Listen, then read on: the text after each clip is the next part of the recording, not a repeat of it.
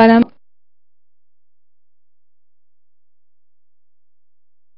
escolhido a pessoa certa para melhorar e não para piorar. Agradecemos a espiritualidade, todas as boas intuições, a ajuda que veio do mais alto e que possam todos ter sido conscientes nessa escolha e que o André possa fazer uma boa palestra, ser intuído pela espiritualidade maior, o Alejandro uma boa leitura e todos aqui possam abrir a sua mente para mais um conhecimento que vai ser dado. Obrigado a todos os mentores da casa, a irmã Lúcia, coordenadora, e todos os que vêm aqui nos auxiliar. Damos por aberto mais uma palestra doutrinária nessa casa. Que assim seja.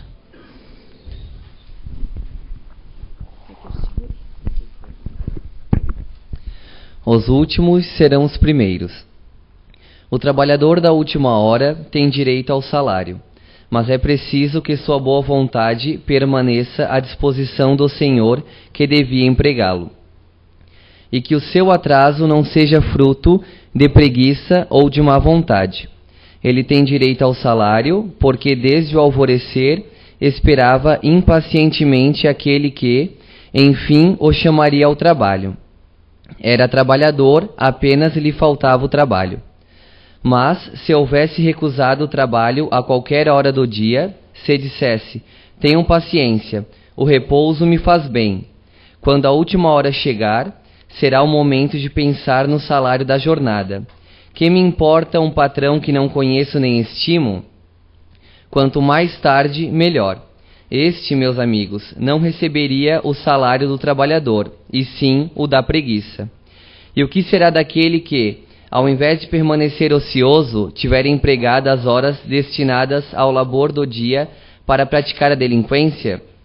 Que tiver blasfemado contra Deus, derramado o sangue de seus irmãos, lançado a desarmonia nas famílias, arruinado os homens de boa fé, abusado da inocência e que tiver praticado todas as maldades humanas? O que será dele? Será suficiente dizer na última hora: Senhor, utilizei mal meu tempo, emprega-me até o fim do dia, para que eu faça pelo menos um pouco de minha tarefa, e dá-me o salário do trabalhador de boa vontade. Não, não, o Senhor lhe dirá: não tenho trabalho para ti no momento. Tu desperdiçaste teu tempo, esqueceste o que aprendeste. Tu não sabes mais trabalhar na minha vinha. Recomeça aprendendo, e quando estiveres mais disposto, virás até mim e abrirei meu vasto campo, e poderás trabalhar a qualquer hora do dia. Bons espíritas, meus bem-amados, sois os trabalhadores da última hora. Bem orgulhoso seria o que dissesse: comecei meu trabalho no alvorecer do dia, e só o terminarei ao escurecer. Todos vós viestes quando fostes chamados, um pouco mais cedo, um pouco mais tarde, para a encarnação cujas correntes arrastais. Mas há quantos séculos o Senhor vos chama para a sua vinha, sem que quisesseis entrar? Eis chegado o momento de receber o salário. Empregai bem essa hora que vos resta, e não vos esqueçais nunca que vossa existência, por mais longa que possa parecer, é apenas um momento muito breve na imensidade dos tempos que formam para vós a eternidade. Boa tarde a todos, sejam todos bem-vindos. O tema de hoje, digníssimo Allan Kardec, é porque há em torno de 210 anos atrás e um dia, no dia 4 de outubro de 1804, nascia na cidade de Lyon, em Paris, o vulgo Allan Kardec, mas na época com o seu nome de batismo, Hippolyte Léon Denisard Rivail, ou Rivail. Os Rivail, família do nosso professor Rivail, porque o Allan Kardec, o professor Rivail, viria a se tornar um grande pedagogo na França de então. Era uma família de vários juízes, advogados, inclusive o pai do professor Rivail, do Kardec. Ele era um juiz, então ele recebeu toda uma educação dentro das ciências humanas, dentro da moral própria de uma família nobre na qual ele havia reencarnado, até por volta dos seus 10 anos. Naquela época, estava contemporâneo o grande educador Pestalozzi, que estava com ideias revolucionárias no campo da educação e havia conseguido, através de amigos, um castelo na Suíça, em Yverdon, onde ele havia estabelecido uma escola modelo exemplar, onde afluía diversas famílias das mais diversas localidades da Europa, inclusive alguns orientais, russos, onde estudaram pessoas de grande influência no futuro político da então Europa. E o menino, o Hippolyte, seria ali enviado para receber a sua educação, o seu aprimoramento. O seu pai, constatando que o garoto havia bem assimilado a educação que havia recebido até então em Lyon, contente com o desenvolvimento intelectual do jovem, que nós veremos que será um jovem um tanto prematuro, por volta dos 10 anos vai para esse castelo, junto ao mestre Pestalozzi, receber uma educação que até hoje ainda é revolucionária dentro dos padrões de educação que há em nosso planeta. Então, nós vamos ver o garoto Hippolyte crescer, o futuro Allan Kardec, no meio de um aglomerado de pessoas, saindo de uma cidade, Lyon, calma, tranquila, apesar de ter o seu desenvolvimento, ter o comércio, ter uma quantidade de pessoas, mas uma localidade ainda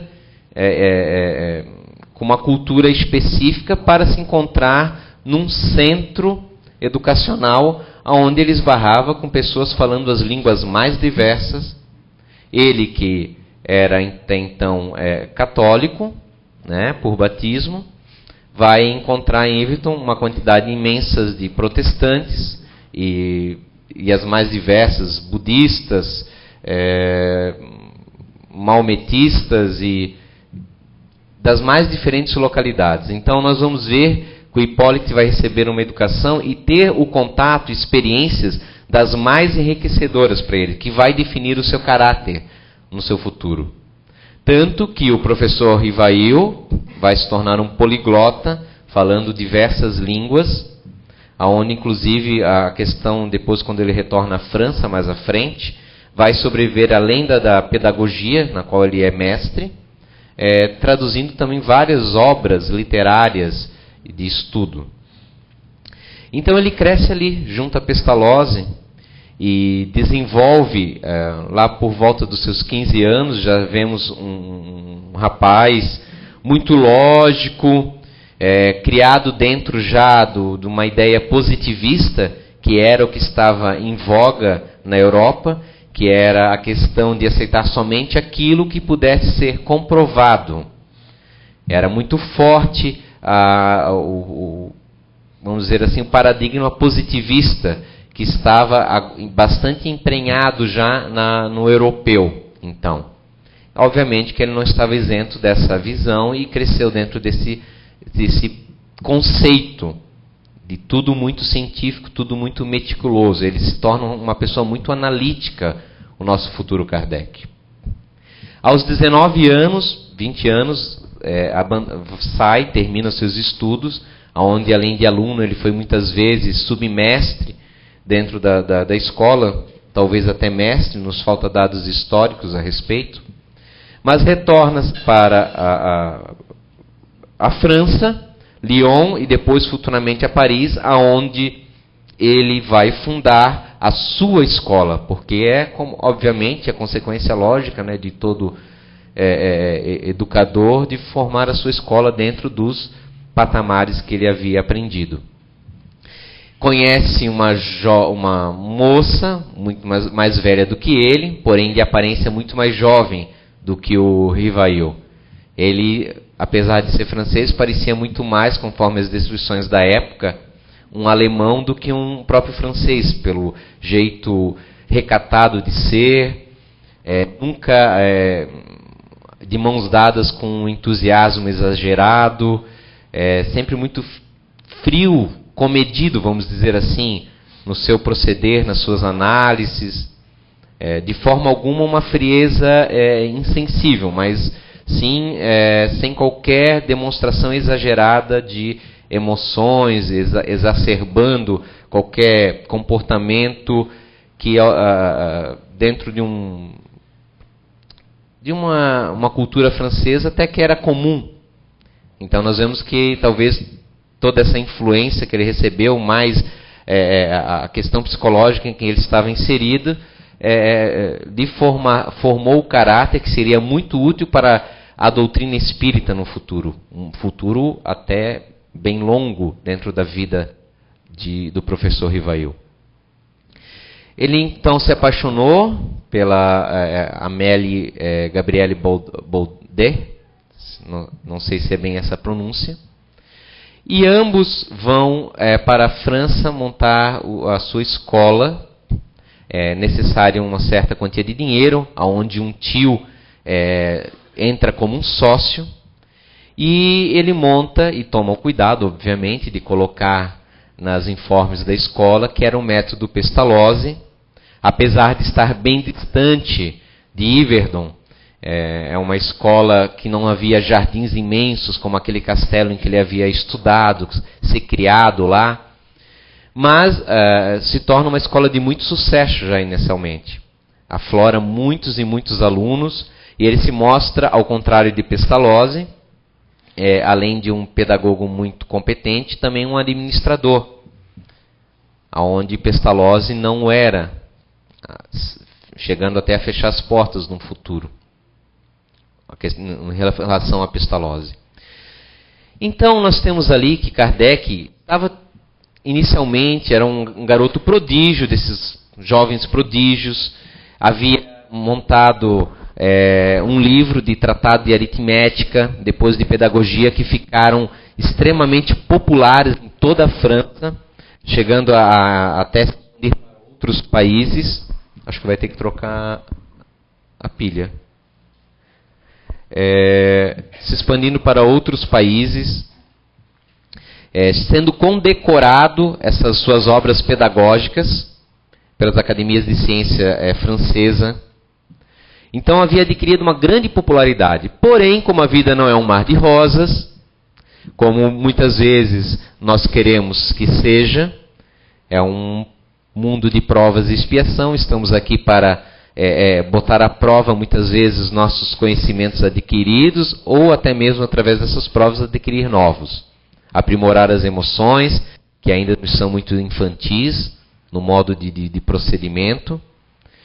Kardec, como falei anteriormente, teve um tio que entrou na sociedade com o dinheiro necessário para a abertura de um empreendimento desse porte.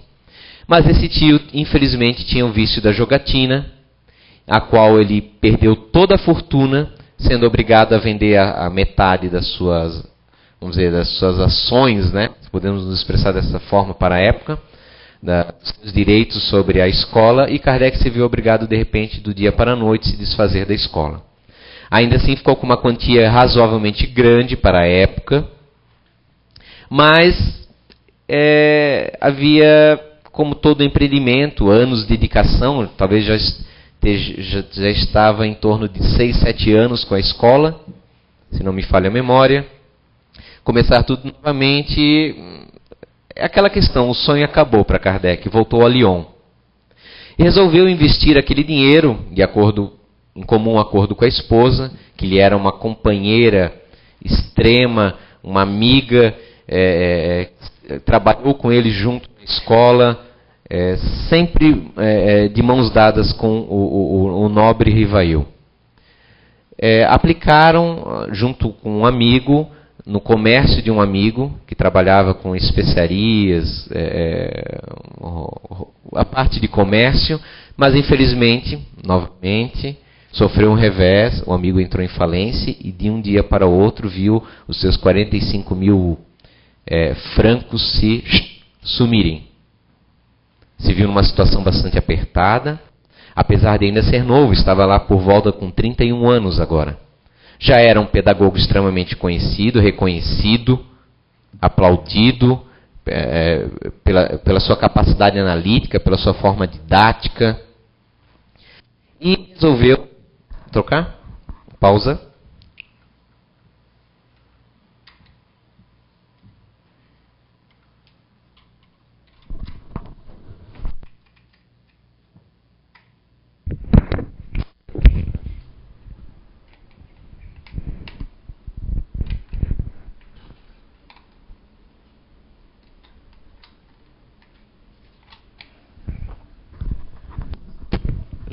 Obrigado, Roberto. Então ele se viu em Lyon, através dos amigos que ele havia adquirido, continuar na área pedagógica, que é a área de paixão dele, que ele sempre trabalhava, e foi dar aula numa escola conceituada de um amigo dele. Então começou a partir também a traduzir outras obras, a trabalhar em cima de obras de autoria dele para a área didática, onde ele se avolumou muito grandes volumes, e a partir daí ele começou a sobreviver dessa forma, lecionando em 2 escolas, trabalhando como tradutor, como autor de obras didáticas, e foi passando a sua vida nesse sentido. Começou também a estudar como já estudava até então, apesar,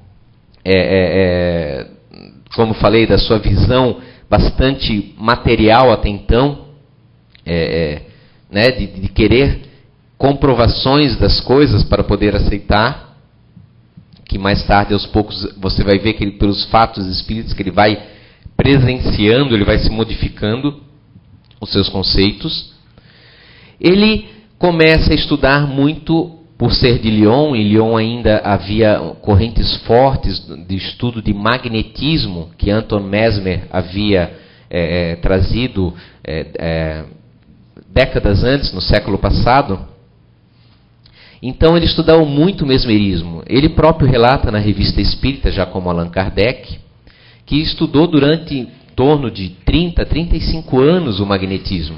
Ele era um pesquisador, talvez até mesmo um grande estudioso de magnetismo, e o era de fato pelos seus próprios relatos de cunho na Revista Espírita.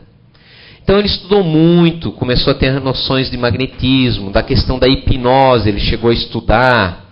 Tudo isso, você vê que o século XIX, o século em que ele esteve reencarnado, surgiram essas coisas com muita força.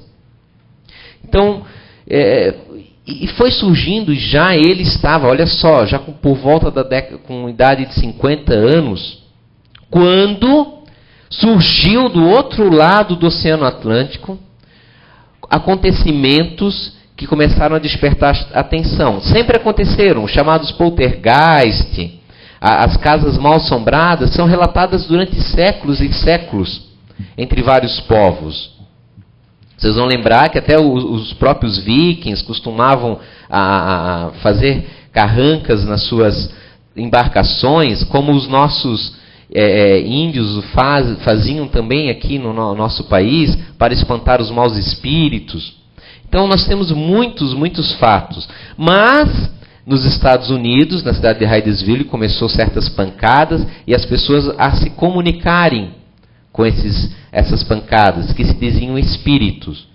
Era o surgimento das chamadas mesas girantes. E em vários pontos, como se parecesse uma contaminação, se a gente pode se expressar assim, começou a surgir em vários vilarejos diferentes pessoas com essa aparentemente capacidade de imporem as mãos sobre um objeto, no caso era uma mesa, que geralmente se utilizava pela facilidade, não pelo objeto em si, mas pela facilidade de se reunir em torno de uma mesa, e a mesa começava a pular do nada, a dar pancadas, a levitar, e dar outras pancadas, respondendo a perguntas. Um sim, dois não. Começou-se uma comunicação nos Estados Unidos, principalmente com a família Fox, e começou a surgir outros e outras pessoas em outros vilarejos. De repente, chega-se à Europa essas mesas girantes. Porém, essas mesas girantes, apesar que para nós hoje se apresenta como algo grandioso e sério, era visto, na verdade, como uma ocupação muito frívola, como uma curiosidade. As pessoas se juntavam, às vezes, em salões, para verem as mesas pular, pelo fato do fenômeno em si, como comumente nós pedimos. Muitas pessoas, às vezes, pedem, eu queria ver, eu queria uma materialização, eu queria ver uma levitação. Curiosas pelo fenômeno em si, mas ninguém parava até então para refletir, claro, um e outro sim. Já haviam agrupamentos espíritas, não com esse termo, porque quem cunhou o termo espírita foi Allan Kardec, o professor Rivail. Mas haviam pessoas já interessadas que se juntavam nas suas casas e através dos já denominados médiums, as pessoas com essa capacidade de ser intermediário com os espíritos, transcreviam mensagens desses seres, dos mais variados teor, mais variados conteúdos, geralmente extremamente frívolos. Uma e outra mensagem séria, instrutiva, mas que ficava perdida num amontoado de informações desconexas, curiosas, frívolas. Será que eu vou casar? Será que vai dar certo aquele meu empreendimento? Fala alguma coisa sobre a minha família. O que você está enxergando que eu tenho escondido aqui? Né? Brincadeiras, provas. Era assim que se via esse fenômeno das mesas girantes naquela época. Isso nós já estávamos já por volta de 1855. Temos o professor Rivail, que não devia estar totalmente alienado sobre esse fenômeno, porque em Lyon isso era a questão do ocultismo, dos estudos desses fenômenos, não era uma novidade.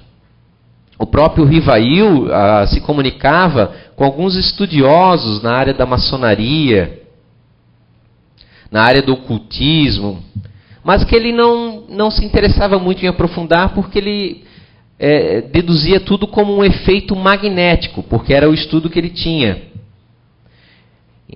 Ele sabia que alguns objetos, através de um efeito, de uma imposição de pessoas que haviam certo grau de magnetismo, era possível locomover eles. Ele não via isso como uma ação, muitas vezes, de um espírito, mas sim como um efeito do fluido magnético, na qual há 35 anos ele estudava já.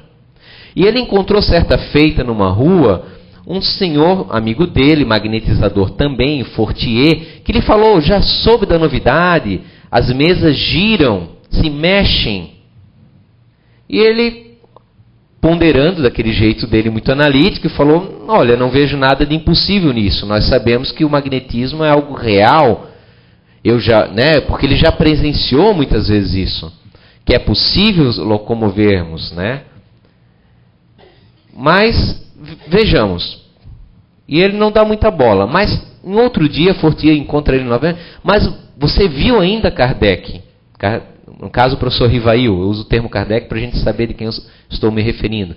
Mas você já viu, Rivail, que as mesas respondem a pergunta? Opa! Nisso o Rivail já parou ele na hora. Se me provares que uma mesa tem nervos, tem cérebro para responder perguntas, eu acreditarei. No dia que alguém puder me provar isso. Caso contrário, para mim isso passa a ser apenas uma anedota, uma história para a criança dormir. Então nós vemos ali que o Rivail, ele não é uma pessoa mística que aceitou de prontidão as teorias de espíritos se comunicando. Ele foi muito cético, a questão das mesas não atraiu ele em si. Porém, quando ele falou mais à frente com um cidadão chamado Carlotti, que era amigo dele, que tinha um temperamento diferente do Fortier. Fortier era uma pessoa boa, mas era uma pessoa mais exaltada, e o Kardec desconfiava disso. Já o Carlotti era uma pessoa mais comedida, mais centrada, e aquilo impressionou ele, quando o Fortier falou, olha, eu estou frequentando determinadas sessões, né, na casa de Madame Plat-de-Maison, e são muito interessantes. São respondidas várias perguntas. E aquilo ficou marcado na mente dele. Porque o Carlotti falou a mesma coisa, mas com outro tom. Que lhe deu um ar de credibilidade para a mente do professor Rivail.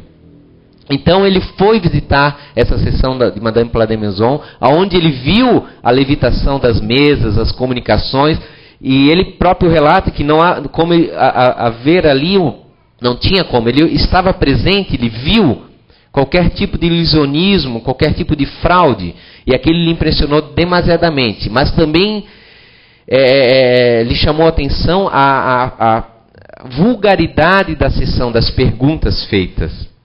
Porque ele era um homem ilustre, estudado, e ele vislumbrou ali, por trás daquele fenômeno incrível, mas ao mesmo tempo simplório, a solução de todas as indagações filosóficas que a humanidade vinha fazendo até então.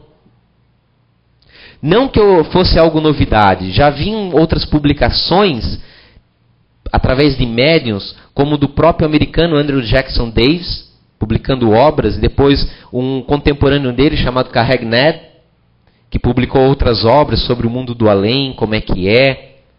Mas o nosso querido Rivail, o futuro Allan Kardec, vai trazer uma lógica, uma sequência.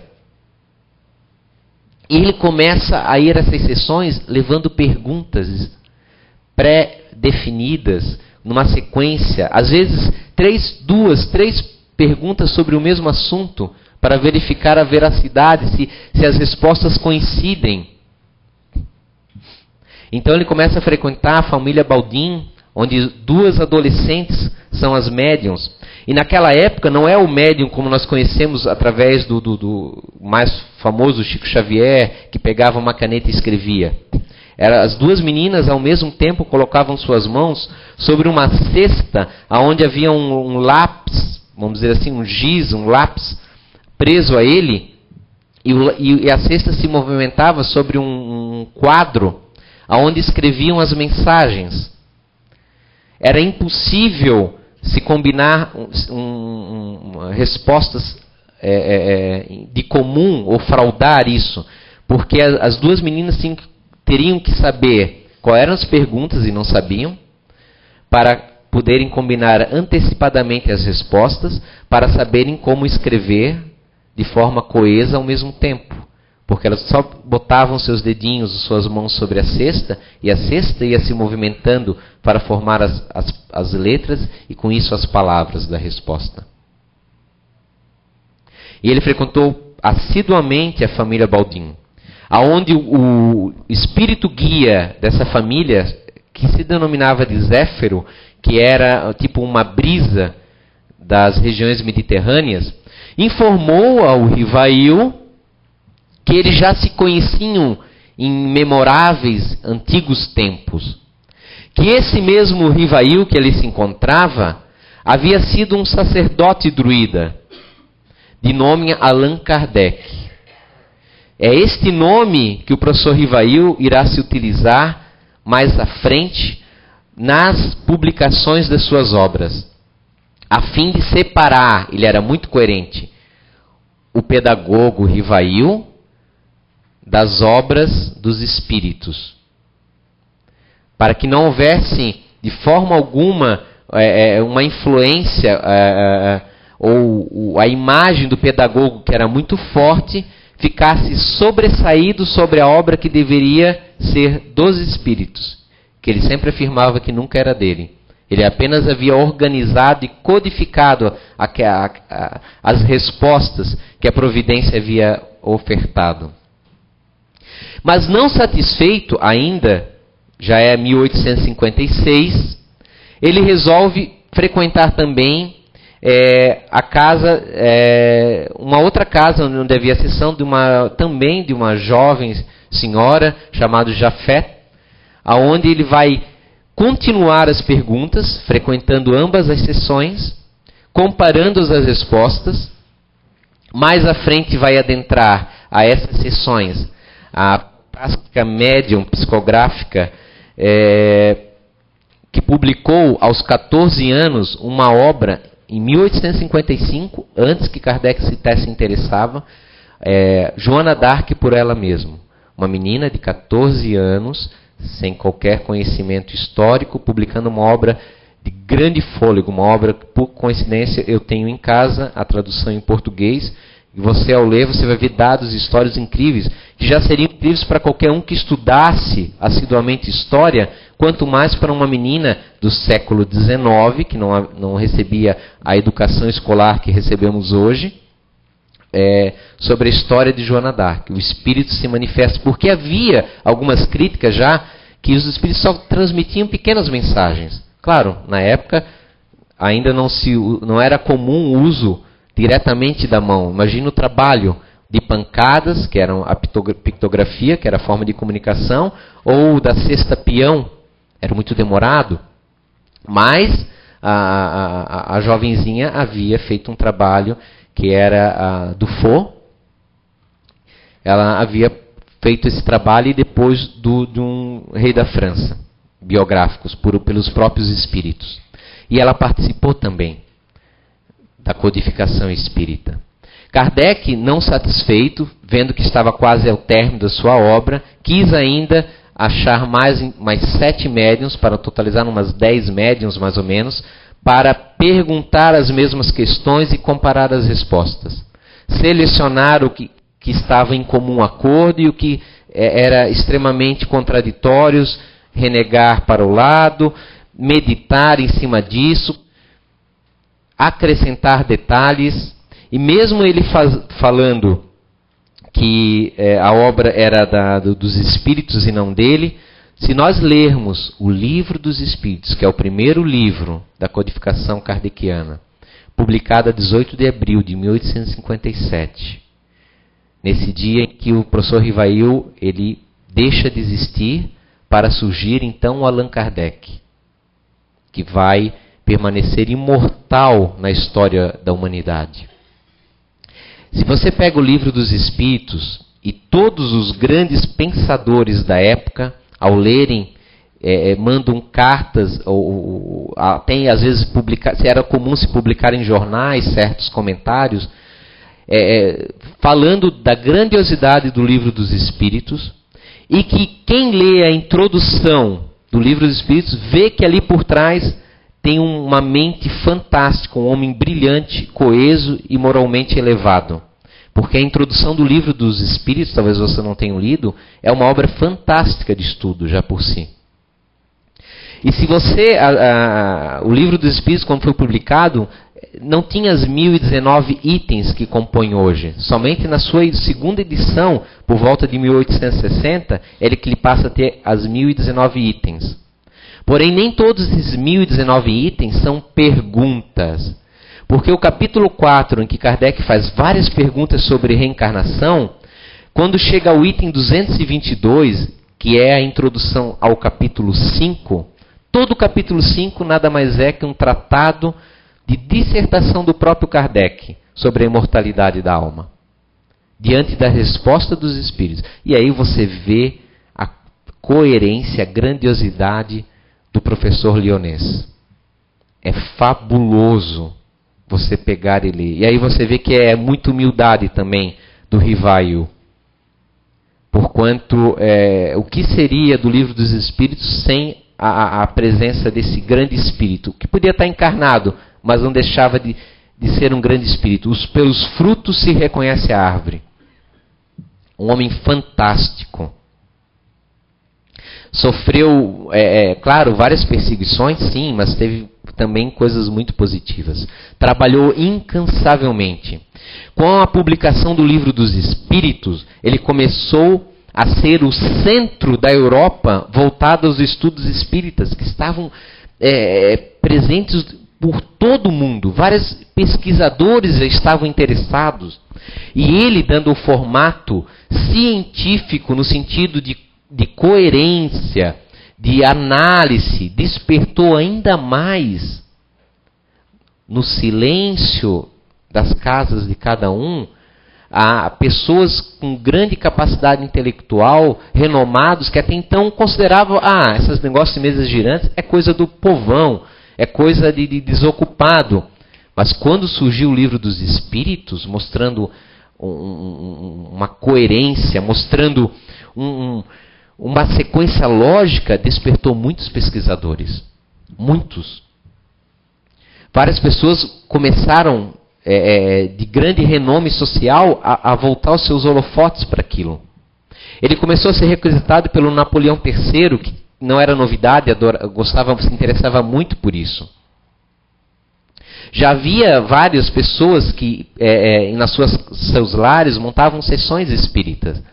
Mas aí Kardec se tornou o ponto convergente para se tirar dúvidas a respeito disso, diante do trabalho e de estudo dele. Pessoas mandavam constantemente ou informações ou perguntas para tirar dúvidas. Em 1858, logo no seguinte ano, ele vê a necessidade de haver uma revista, um periódico voltado a esses estudos. Porque enquanto nos Estados Unidos já havia 16 jornais voltados a isso, na França não havia nenhum. Apenas um na Europa toda. Se não me falha a memória, em Genebra. E ele monta então a Revista Espírita, que é, sem dúvida, um armazém, um baú de informações riquíssimas para nós de estudo. Só se pode entender o Allan Kardec estudando a Revista Espírita de fato. Porque Kardec não era um homem preconceituoso e intolerante. Ao contrário, se vocês lembram, ele teve contato com todas as filosofias. Nunca tentou montar uma concha de retalho das filosofias. Ele tinha a sua, mas respeitava e estudava as dos demais. Mas em Allan Kardec, ele encontra, através dos espíritos, os pontos em comum. A imortalidade, a necessidade de progresso do ser humano no planeta. A Terra como uma abençoada escola de aprendizado. Por que estamos aqui? Para onde vamos e de onde viemos? Na Inglaterra, Kardec não é muito bem aceito por transmitir a questão da reencarnação, porque era, ao inglês, extremamente positivista, porque o europeu já era, mas o inglês ainda se tornava ao quadrado. A reencarnação não podia ser comprovada num tubo de ensaio, então não deveria ser considerada. Mas também vemos pelas descrições dos pesquisadores ingleses e alguns outros do continente europeu que desdenhavam a reencarnação, consideravam-na perniciosa e ao mesmo tempo inglória, porque como eu poderia vir a reencarnar num povo selvagem ou numa condição social menor que a minha? Na verdade, o fundo da não aceitação era totalmente orgulhosa. Mas Kardec destrinchou os conceitos divinamente. Publicando a Revista Espírita de 1858, até o seu desencarne, em 1869. No mesmo ano de 1858, em março, abril, funda a Sociedade Parisiense de Estudos Espíritas.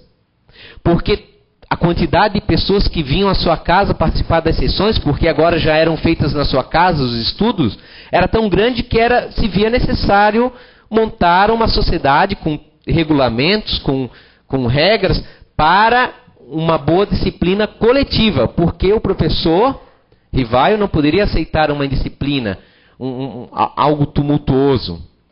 Como muitas vezes vinham pessoas para tentar participar das sessões para denegrir. Não era esse o objetivo, ele levava tudo muito a sério.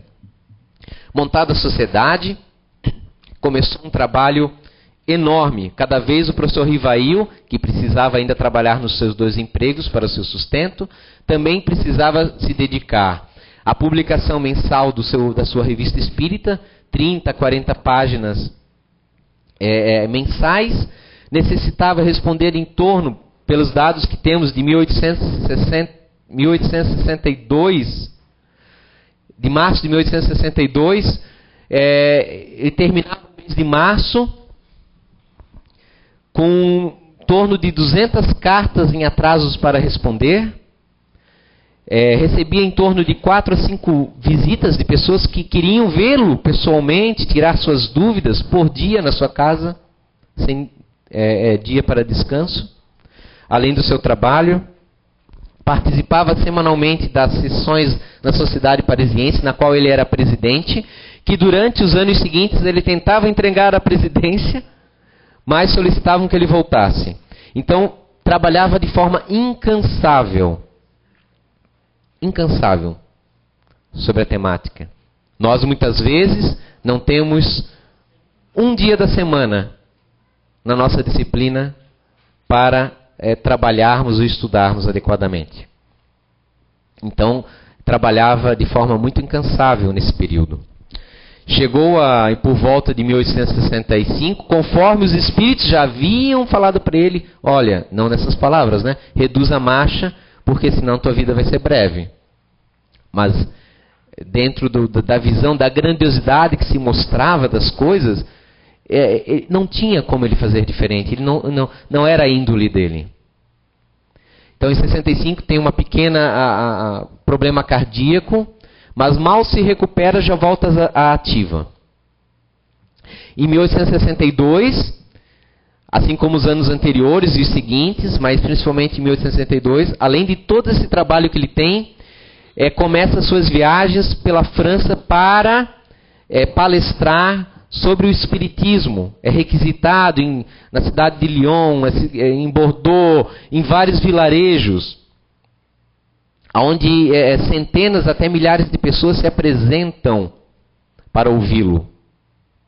Ele tem um trabalho de divulgação nesse curto período de vida dele como Allan Kardec, porque o que são 13 anos, extremamente produtivo, inigualável, podemos dizer. Publica, além do Livro dos Espíritos, em 1861, o Livro dos Médiuns. Em 64, publica, por fim, a obra monumental moral, o Evangelho segundo o Espiritismo, cuja primeira edição chama-se Imitação do Evangelho, que, por sábia sugestão dos seus editores, mais tarde, na segunda edição, ele modifica o nome para Evangelho segundo o Espiritismo. Publica O Céu e o Inferno no ano seguinte, em 65, onde ele traz toda a experiência acumulada já de comunicações com espíritos variados, em condições variadas, sendo um grande livro de estudo para que nós não nos tornemos místicos e aceitemos qualquer coisa que os espíritos venham nos falar. Seguindo na prática, Kardec, aquilo que já está no Evangelho de João Evangelista. Meus filhos, não criais em todos os espíritos, mas verificai se os espíritos são de Deus. Porque os espíritos nada mais são, e Kardec tem consciência desde a primeira sessão, não são nenhuma entidade à parte na criação, mas sim simplesmente os seres humanos sem o corpo de carne. Nada mais são que pessoas. E como pessoas, têm os seus pendores, ora positivo, ora negativo.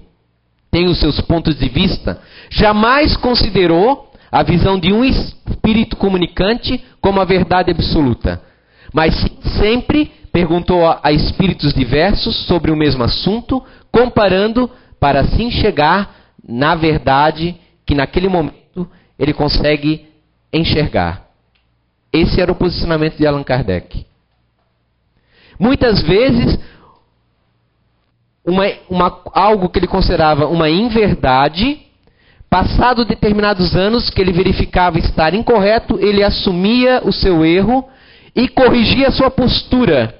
Ao contrário de nós, que muitas vezes, por orgulho, mantemos uma postura errada, mesmo tendo adquirido consciência do erro cometido, como algo absoluto. Mantemos a atitude de crianças emocionais. Nos ofendemos diante de uma pessoa que fale um pouquinho mais diferente conosco, porque o que aquela pessoa pensa a respeito de nós? O que ela está achando para falar assim comigo? Nos melindramos tão facilmente quanto nos melindrávamos na infância carnal, porque espiritualmente ainda somos infantis. Essa é a verdade. Não temos nenhum exercício voltado, exercício que eu digo que buscamos um aprimoramento emocional, apenas o intelectual. Muitos espíritas decoram trechos de cabo a rabo das obras kardecianas, sabem páginas e itens na sua fala, mas ao primeiro revés ou ingratidão, como eu já vi pessoas falarem, eu não ajudo mais ninguém, diante de uma ingratidão do outro. Mas não entenderam então Kardec. Não compreenderam Kardec. Decoraram Kardec, mas não o entenderam.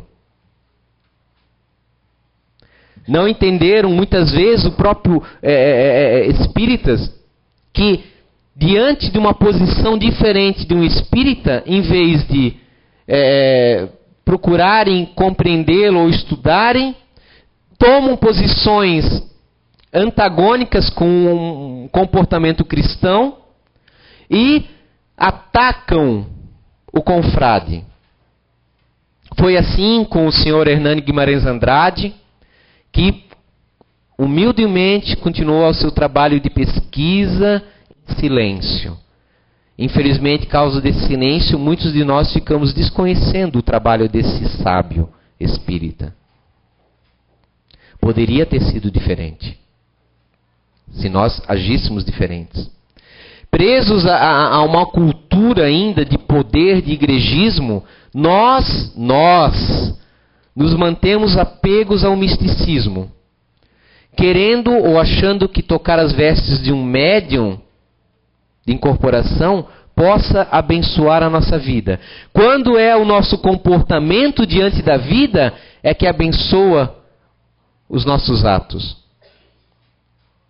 Kardec nunca falou diferente a respeito disso. A vida de Allan Kardec é o exemplo do verdadeiro espírita. Não que seja uma vida perfeita no proceder, mas é o espírita que erra, reconhece o erro e refaz os passos. Porque ninguém aqui pode se dizer perfeito. Cometer erros faz parte da vida. Nós somos seres ainda andando para a perfeição e não já na perfeição. Nós somos seres que necessitamos nos corrigir. Para nos corrigir, não basta achar que nós nos percebemos. É preciso escutar o outro, a crítica do outro. Quem não é capaz de escutar a crítica do outro, ainda tem um orgulho muito forte dentro de si. Está em vias de sofrer tropeços futuros. Porque só quando nós tropeçamos na vida, que nós aí sim, por força das circunstâncias, somos humildes de aceitar os conselhos exteriores. Enquanto nós nos achamos fortes, inteligentes, enquanto nós nos achamos senhores da verdade, nós não aceitamos o posicionamento dos amigos ou até mesmo, claro, dos inimigos com ressalvas, porque o inimigo quer nos prejudicar muitas vezes. Mas é o inimigo muitas vezes que nos critica com mais exatidão que o amigo, porque o amigo nos conhece o melindre, tem medo de falar a verdade para nós, porque nós somos muito infantis. Já o inimigo, perdão da expressão, pouco se lixando. Ao contrário, ele quer que nós reagimos. É assim que nós procedemos na vida. Nós reagimos, nunca agimos. Agir representa uma ação consciente, elaborada e centrada. Reagir é uma ação emocional. Nós reagimos ainda, como toda criança. Então Allan Kardec publica O Céu e o Inferno em 1868, um ano antes do seu desencarne, o livro A Gênese, na qual tem várias páginas, através do médium e também espírita atuante Camille Flammarion, grande astrônomo francês.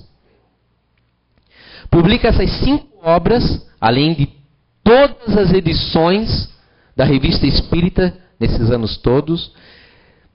Participa das sessões da Sociedade Parisiense, publica os seus relatórios. Ele e Amélie, é preciso dizer que sua esposa sempre esteve presente, como se diz, né? Um grande homem só é possível porque há uma grande mulher. Em 1869, 31 de março de 1869, quando por fim Kardec já sente que está próximo, já no ano anterior do seu desencarne, prepara então tudo, desloca a sociedade para outro local onde ele consegue verbas para alugar, porque já é pequeno também o seu local, a Revista Espírita, prepara já um conselho para que ele saia de fato da presidência e seja apenas um membro do conselho, onde o presidente será eleito ano após ano, através de sorteio. Tudo ele prepara, está tudo pronto, é um dia de quarta-feira, ele está já com vários caixotes preparados para se mover, e é muito interessante. Materialmente representa o fim de um ciclo. Ele entrega um livro a um funcionário da livraria na qual geralmente ele publicou todas as suas obras, entrega, abaixa a cabeça e desencarna ali naquele instante. De uma forma trabalhando, de forma muito tranquila. Acorrem a Gabriel Delane para tentar reanimá-lo, é chamado às pressas, outro grande espírita, mas já havia ocorrido o desencarne do grande Allan Kardec.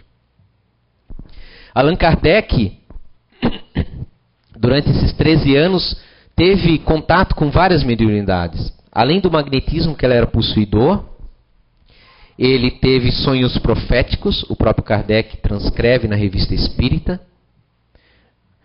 Teve clareaudiência, ele era, conforme os relatos de espíritos em outras sessões que chegavam a ele, e ele depois confirmava, em tais dias, há um relato na Revista Espírita, um espírito falando que eu vi o Senhor Kardec, haviam vários espíritos junto a dele, eu fui lá vê-lo, ouvi falar dele, os espíritos se interessavam até por ele.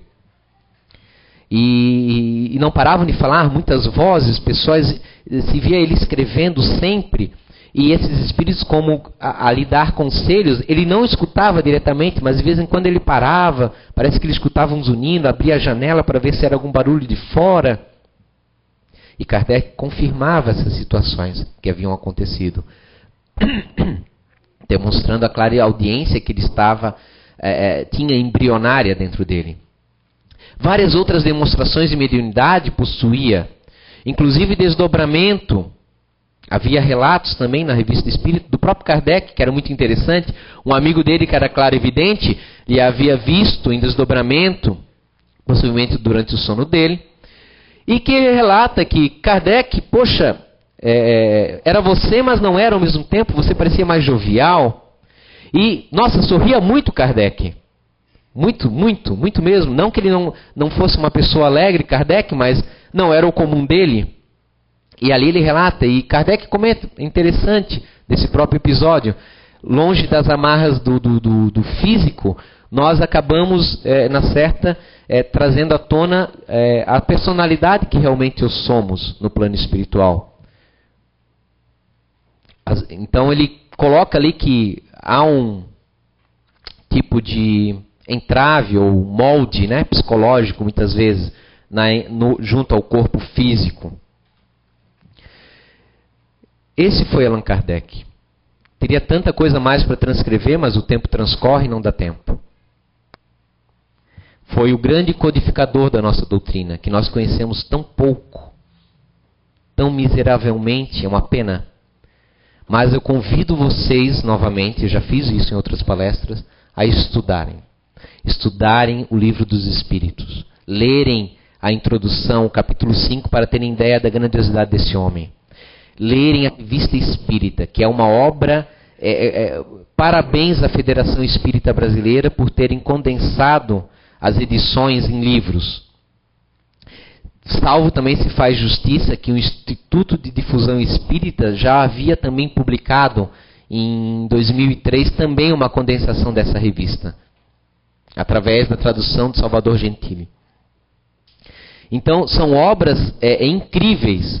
Nós temos muitas obras espíritas aí para estudar. Todas são importantes. Mas não estudar Kardec é incorrer em erros que não são necessários, porque ele já trilhou. Poderemos aprender também com nossos erros, salvo se tivermos a atitude de Kardec, de errar, reconhecer o erro quando se apresentar as provas necessárias e assumir isto em público.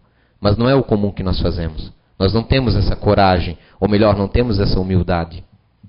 Então é muito perigoso para nós não estudarmos Kardec, porque acabamos nos tornando nada mais, nada menos que os mesmos fanáticos, ou, perdão da expressão, cabeça duras, que éramos em vidas anteriores. Pegamos uma crença, não sei quem fez, por que fez assim, por que é assado, mas é assim que me falaram. Ah, é assim que me falaram, então é verdade. Então ninguém pode discordar dela. Não é por aí. É preciso questionar. Kardec questionava e nós questionamos muito pouco. Questionem a si mesmo, primeiramente. Questionem por que as coisas são assim. Por que eu não posso entrar numa mesa mediúnica? Por que eu devo evitar tocar num médio de incorporação? Qual o motivo por trás disso? Tem seus motivos, tem suas diretrizes de segurança. Vocês vão saber se estudar. Os livros estão aí, tem cursos na casa de mediunidade para instruir a respeito. Mas agora, simplesmente porque me falaram que é assim, é muito cômodo para vocês viverem dessa forma. Não vale a pena e não traz engrandecimento na vida. Muita paz a todos, fiquem com Deus, tenham uma boa semana.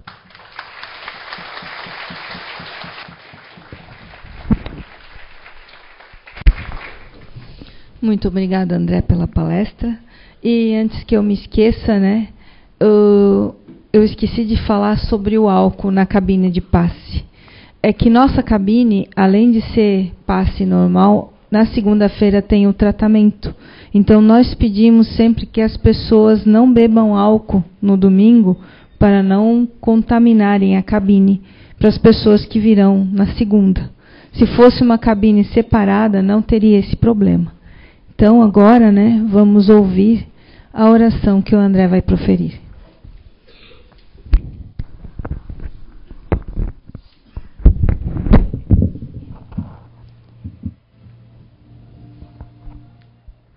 Amado Mestre, Jesus, companheiro maior, que tem nos acompanhado, vivido conosco, nos ensinado tanto.